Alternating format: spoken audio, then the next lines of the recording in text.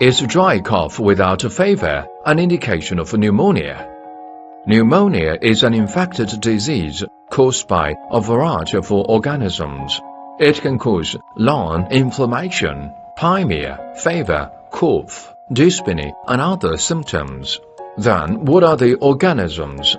Up to now, we've found viruses, fungi, bacteria, and in some cases, even parasites that may cause pneumonia.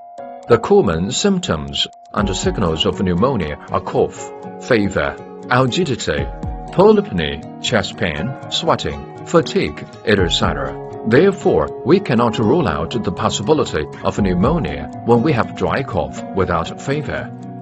Especially for the elderly, children, or patients with low immunity, who are more vulnerable.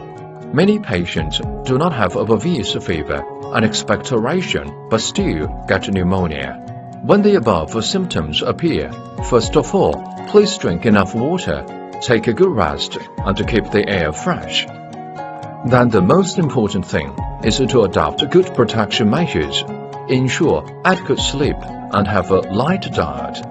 If the symptoms worsen, we should see a doctor as soon as possible and follow the doctor's advice.